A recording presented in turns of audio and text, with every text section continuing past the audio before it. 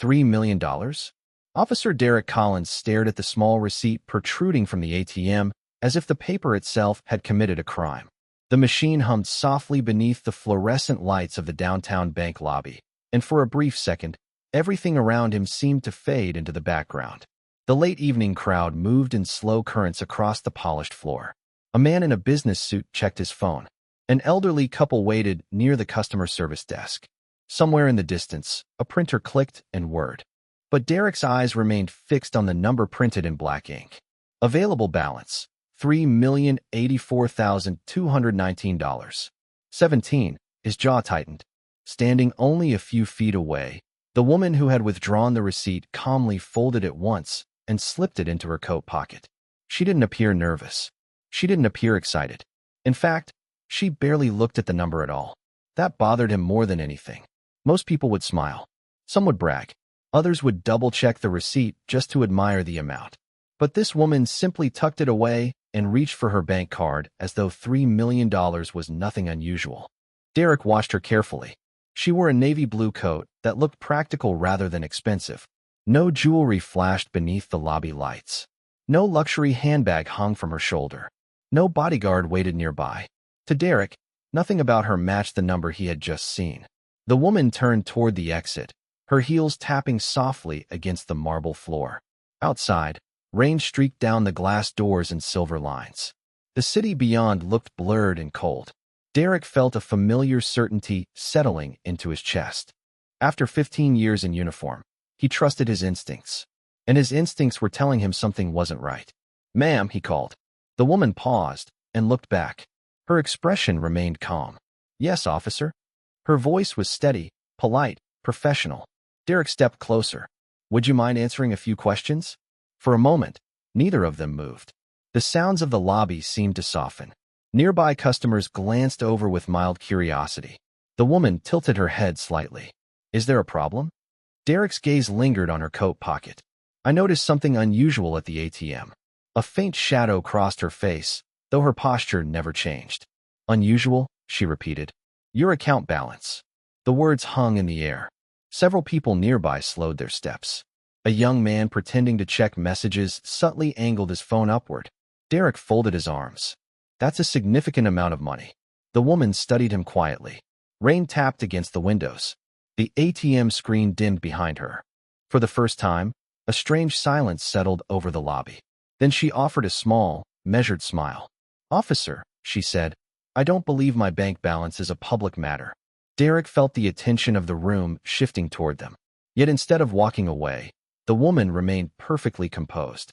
And somehow, that calm confidence only made him more suspicious.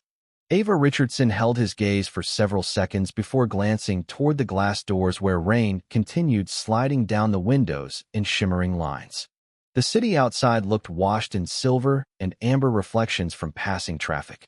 She adjusted the strap of her leather briefcase and offered the same composed expression she had worn since the conversation began. "Officer, if there is a legitimate concern, I will gladly cooperate within the boundaries of the law," she said. Her voice remained calm enough to contrast sharply with the growing tension in the room. Derek noticed the briefcase for the first time. It was worn but well-maintained. The corners showed years of use. Tucked beneath her arm were several folders marked with color-coded tabs. He could not read the labels from where he stood, but they looked official. Even so, his attention kept returning to the number he had seen moments earlier.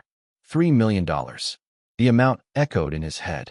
Around them, curiosity spread through the lobby like a slow-moving wave. Conversations softened. Customers lingered near the teller stations longer than necessary.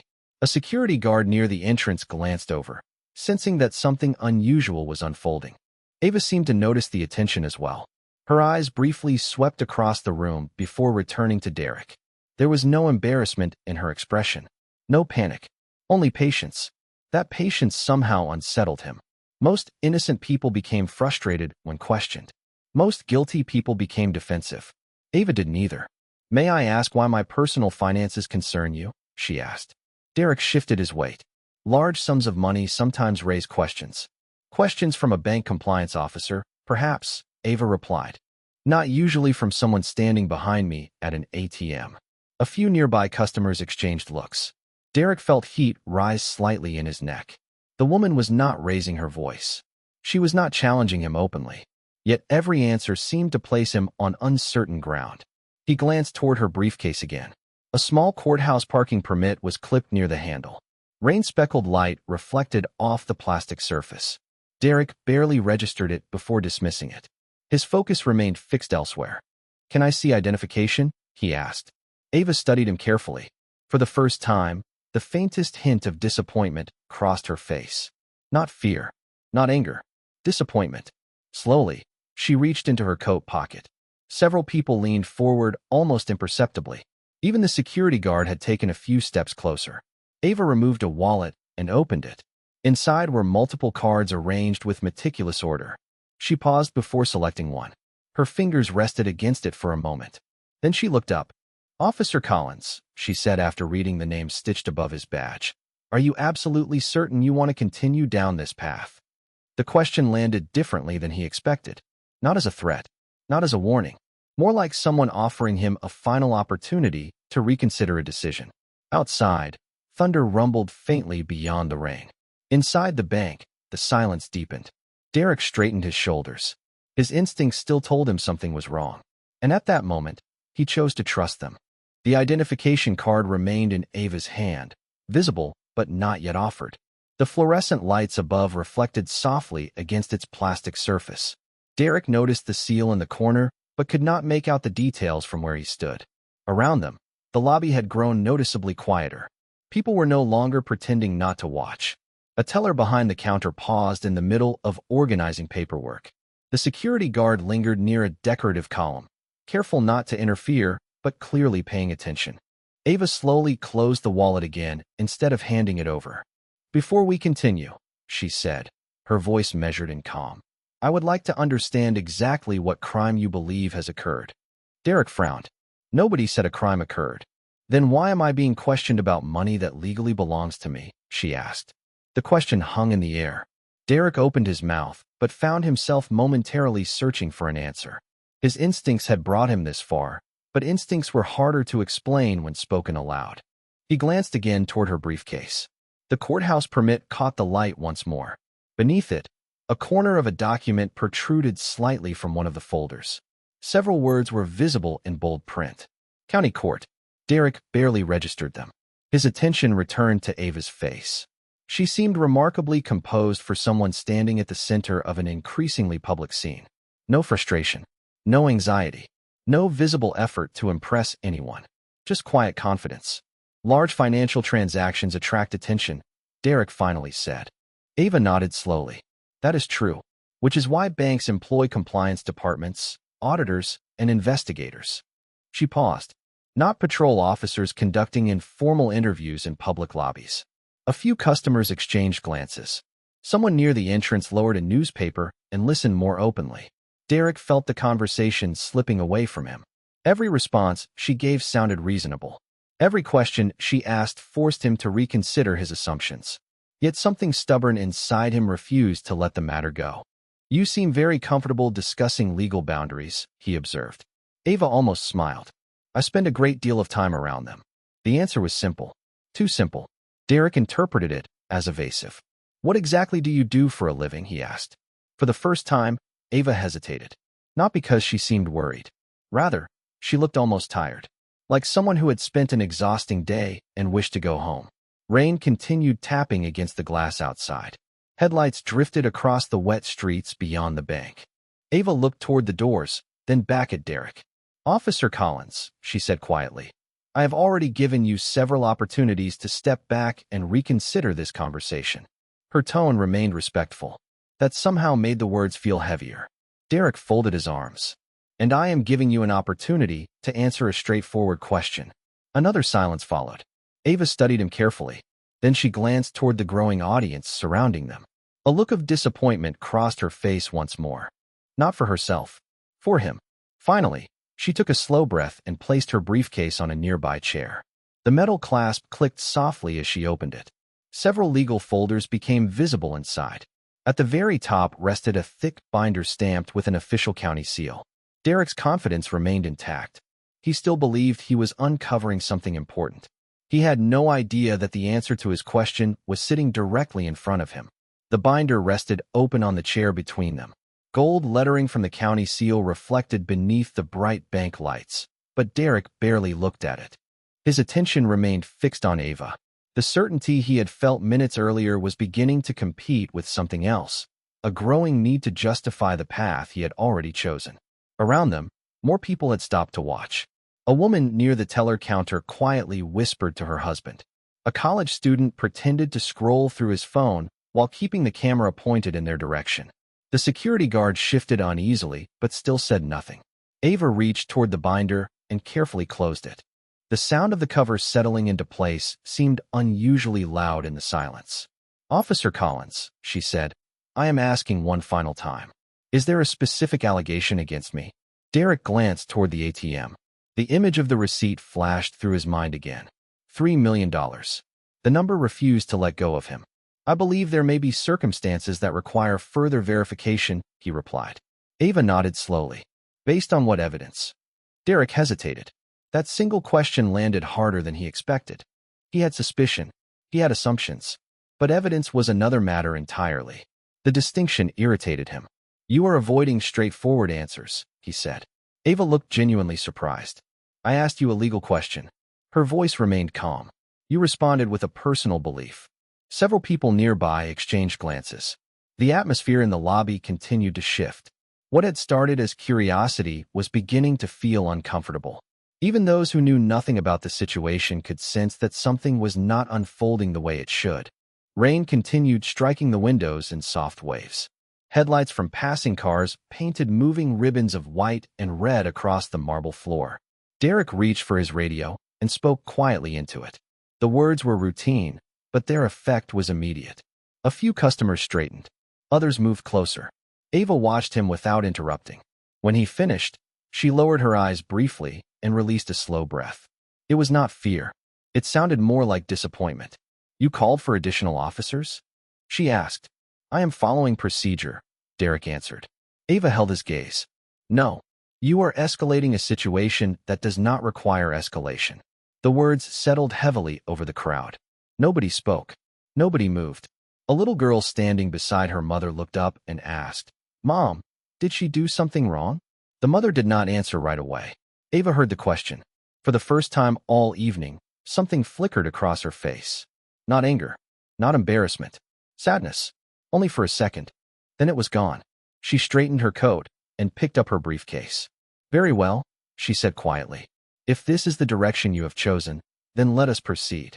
Derek interpreted her composure as resistance wrapped in confidence. What he could not see was that Ava already understood exactly where this path would end. And as distant sirens approached through the rain-soaked streets outside, the people watching from inside the bank had no idea they were about to witness a mistake that would be remembered for a very long time. 2 additional officers entered the bank moments later, bringing with them the damp scent of rain and cold night air. Their uniforms glistened with tiny droplets beneath the lobby lights. Customers instinctively stepped aside, creating a wider circle around the unfolding scene. Ava remained exactly where she was, one hand resting on the handle of her briefcase. She neither protested nor attempted to leave. Her calmness now stood in sharp contrast to the growing tension around her. Derek gave a brief explanation, speaking in a low voice. The other officers listened, occasionally glancing toward Ava and then toward the closed binder resting beside her. None of them appeared completely comfortable. One of them quietly asked, "What exactly are we looking at here?" Derek answered with confidence, but even he noticed the question had not truly been resolved. The little evidence he had was still the same number on a receipt. Nothing more. Yet by now the situation had gathered its own momentum. The crowd had grown larger. More phones were visible. More whispers floated through the lobby. Ava listened without interrupting. The bank manager finally emerged from a nearby office, adjusting his tie as he approached. His expression shifted immediately when he realized the attention centered on one of his customers. "Is there a problem?" he asked. Derek explained that he was conducting an inquiry. The manager looked from Derek to Ava and back again. "Has the bank reported suspicious activity?" he asked carefully. "Not at this time," Derek admitted. The answer seemed to settle heavily over the room. Ava lowered her eyes briefly before looking at the manager. "Thank you for asking the correct question," she said softly. The manager appeared uncertain how to respond. Several customers exchanged uncomfortable looks. The atmosphere had changed. Earlier, people had been curious. Now many seemed unsure why the situation had progressed this far. The little girl who had spoken before stood quietly beside her mother, still watching. Ava noticed her and offered a small, reassuring smile. The child smiled back. Derek saw the exchange and felt an unexpected flicker of doubt. It lasted only a second. Then pride pushed it aside. He had come too far to reverse course now. "Ma'am," he said firmly, "until certain questions are resolved, I need you to remain available." Ava nodded once. "I have remained available since the first question was asked." Her answer was neither sarcastic nor hostile. That somehow made it more difficult to dismiss. Rain continued drumming against the windows. Traffic moved beyond the glass in streaks of red and white light. The bank lobby felt strangely isolated from the rest of the city, as though everyone inside had become trapped in a moment that refused to move forward. Ava glanced at the large clock mounted above the teller stations. A subtle look crossed her face. Not anxiety, concern, as if she knew someone, somewhere, would soon notice she was late. Then she looked directly at Derek again. "Officer Collins," she said quietly, "there is still time to end this professionally." The words lingered in the silence. Derek believed they were a final attempt to avoid scrutiny. Ava knew they were something else entirely. And somewhere across town, in a government building illuminated by rows of office lights, people were already beginning to wonder why she had not arrived home. The rain seemed louder now. It rolled across the bank's tall windows in steady sheets, turning the city lights outside into blurred ribbons of gold and white. Inside, the energy that had filled the lobby earlier had begun to fade into something quieter. The excitement was gone. In its place remained uncertainty. Ava sat calmly in a chair near the customer service desk, her briefcase resting beside her feet. She had stopped looking at the crowd. She had stopped looking at Derek. Instead, her eyes followed the rain beyond the glass. Every movement she made seemed deliberate, every breath measured. Across the lobby, Derek stood near the entrance speaking with one of the responding officers. He projected confidence, but a strange uneasiness had settled in his chest. The longer the situation continued, the less certain he felt. The woman he had questioned showed none of the behavior he expected. She had not argued. She had not attempted to leave. She had not even raised her voice. The silence around her seemed stronger than any defense. The large wall clock ticked softly above the teller stations. 7:43. Then 7:44. Time continued moving forward while nothing moved at all. A bank employee quietly carried a tray of coffee toward a back office. Another teller lowered the security gate over an unused station.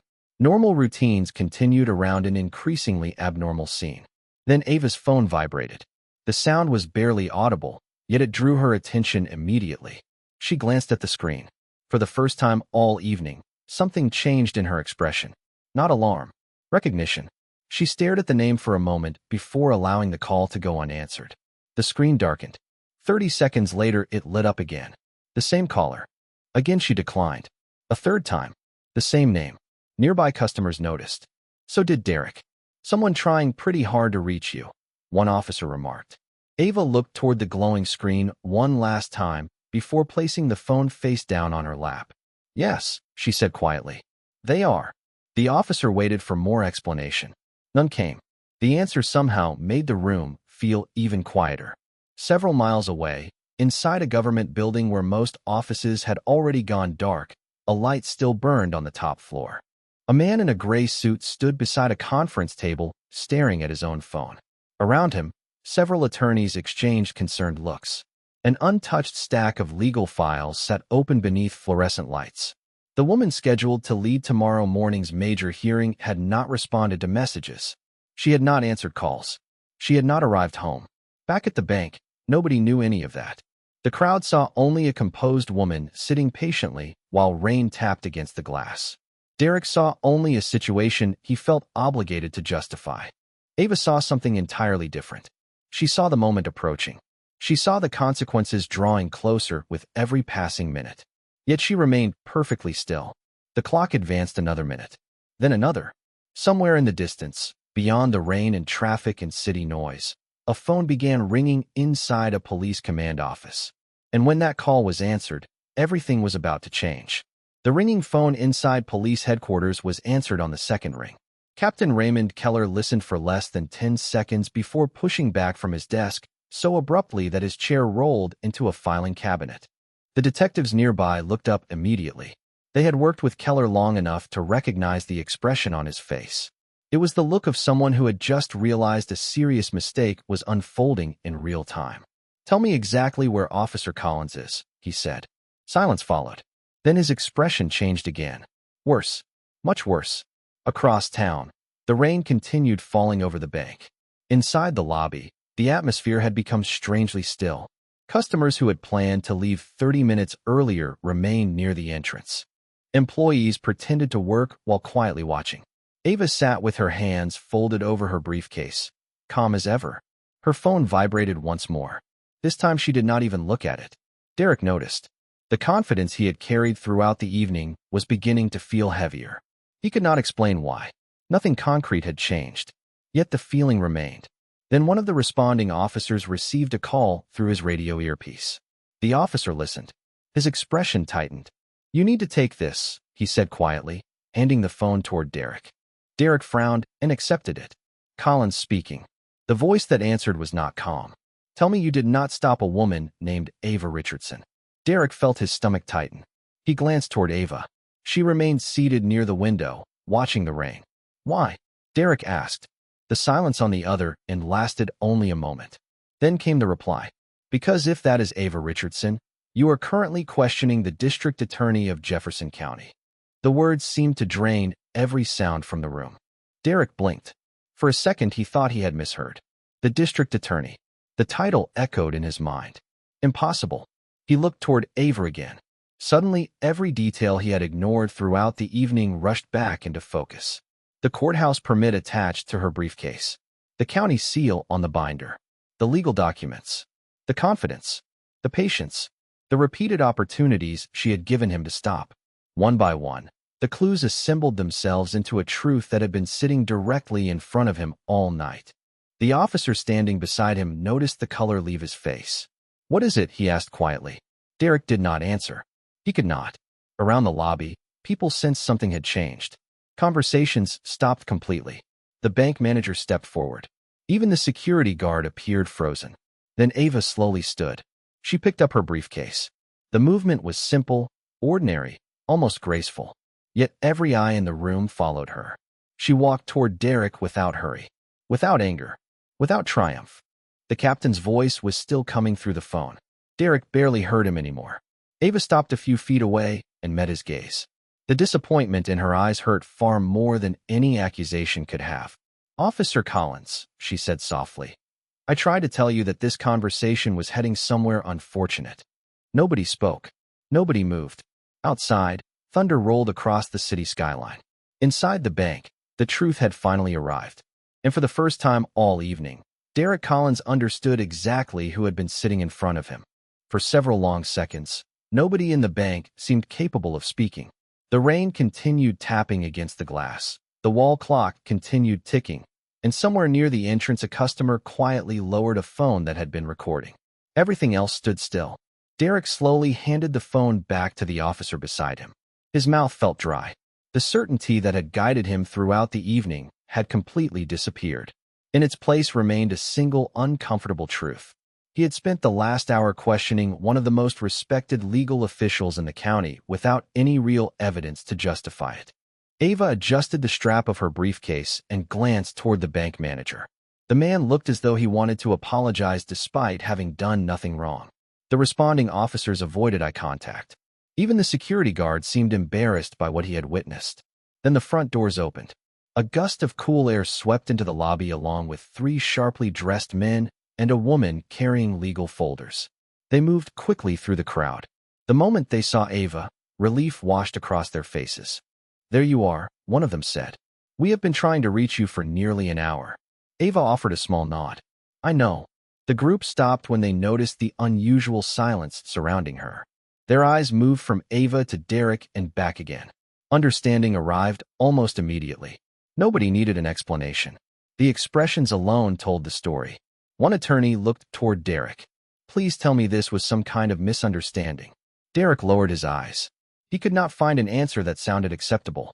Ava finally stepped forward. Every person in the lobby watched her. The attorneys seemed ready to defend her. The officers looked prepared for criticism. The crowd expected outrage. Instead, Ava remained calm. It was a misunderstanding, she said quietly. Several people blinked in surprise. Derek looked up. Ava met his gaze. A costly misunderstanding, she continued. But a misunderstanding nonetheless. The words struck harder than anger ever could have. She had every opportunity to humiliate him publicly. She had every reason to demand consequences on the spot. Yet she chose restraint. The attorneys exchanged uncertain glances. One of them stepped closer. Ava, this should be documented immediately. She nodded. It will be. Then she looked toward Derek again. But documentation and revenge are not the same thing. The lobby fell silent once more. Derek felt something shift inside him. Not relief. Shame. Genuine shame. For the first time all evening, he saw the situation through someone else's eyes. He saw the assumptions he had made, the clues he had ignored, the conclusions he had reached before gathering facts. Ava picked up her briefcase and prepared to leave. Before turning away, she paused. Officer Collins, she said softly, authority is valuable only when it is guided by judgment. The sentence lingered in the air long after she spoke it. Then she walked toward the doors. Her legal team followed. The crowd parted without being asked. Outside, rain continued falling beneath the city lights. Inside the bank, nobody moved for several seconds. They simply watched as the woman who could have destroyed a career chose instead to leave behind a lesson. 3 months later, sunlight poured through the tall glass windows of the Jefferson County Justice Center, casting long bands of gold across the polished marble floor.